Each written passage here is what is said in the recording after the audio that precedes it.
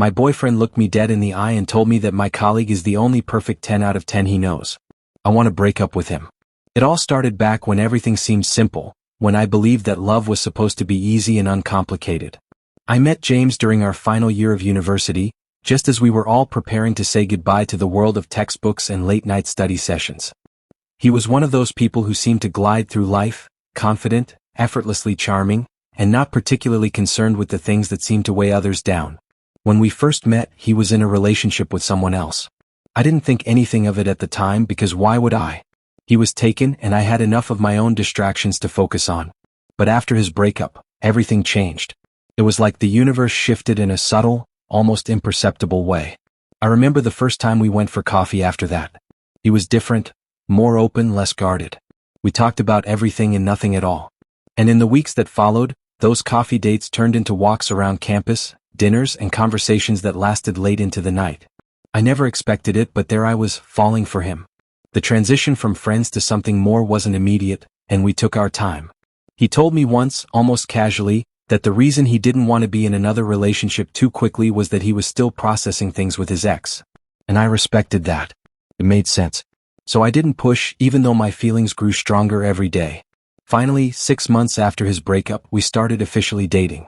I was happier than I had ever been. For the first time, it felt like I was in a relationship that was built on mutual respect, shared interests, and understanding. We clicked on so many levels. It was like we had been leading parallel lives, only now they were intertwining. We talked about the future, about our plans, and they aligned perfectly. We were on the same page. It felt right. But the moment of truth came when we went on our first vacation together, a little getaway to a quiet town by the sea. We were sitting on the balcony one evening, overlooking the waves, and the conversation turned to something we both knew we'd eventually discuss: looks. It started as a game, an innocent enough question. Rate yourself on a scale from 1 to 10. I laughed, hesitant at first, but then we both did it.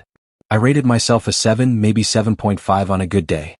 When I asked him the same, he paused. For a second, it seemed like he was thinking about it too long. And then he said it. Janice is a perfect 10. My stomach dropped. Janice. I couldn't believe it. She was someone I knew but not well. Sure, she was in our class, but we'd never been particularly close. She wasn't someone I had ever considered to be a threat in any way, but hearing those words from James, perfect 10, just hit me in a way I wasn't prepared for. At first, I didn't react. I just nodded, acknowledging his opinion, though inside, I felt the cold sting of jealousy creeping in. Janice had never seemed particularly interested in socializing with the group. She wasn't involved in any of the after-class activities, and I often wondered why. But I never gave it much thought until now. Over the next few months, that one comment nagged at me. I told myself it wasn't a big deal, that it didn't change anything. But then something else happened.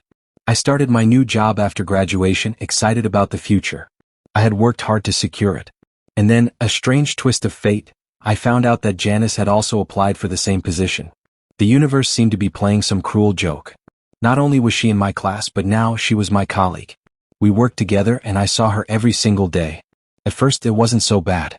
We had cordial conversations, exchanged pleasantries, and everything seemed normal. But slowly the comparisons began to slip into my mind. She was always impeccably dressed, her makeup flawless, her hair styled to perfection. And me? I showed up in a hurry, barely able to scrape together an outfit that didn't scream. I just rolled out of bed. But I didn't think I cared. After all, I wasn't the kind of person who obsessed over appearances. But as time passed, the feelings of insecurity started to grow. I didn't want to feel this way, but it became harder to ignore. Why did I feel so inadequate whenever I compared myself to her? Why did I constantly think about James's words? And why did I suddenly become hyper-aware of every little detail when Janice walked into the room? There was one night, after a few too many drinks, when everything boiled over. James and I were having one of those conversations that felt like it could go on forever. We were debating something unrelated at first, some minor thing like a movie we had seen or a restaurant we wanted to try, but eventually the topic shifted.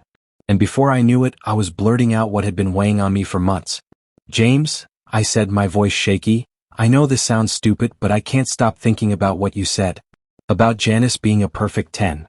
I expected him to reassure me, to tell me that it didn't mean anything, but instead, he looked at me blankly.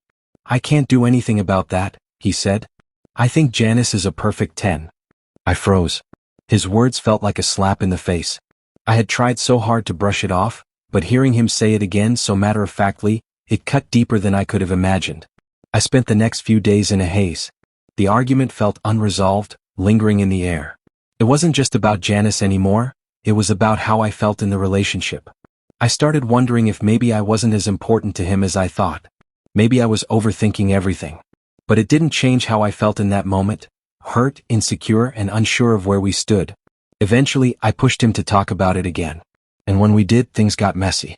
We fought. I told him how much his words had affected me. I told him how insecure I felt in his presence.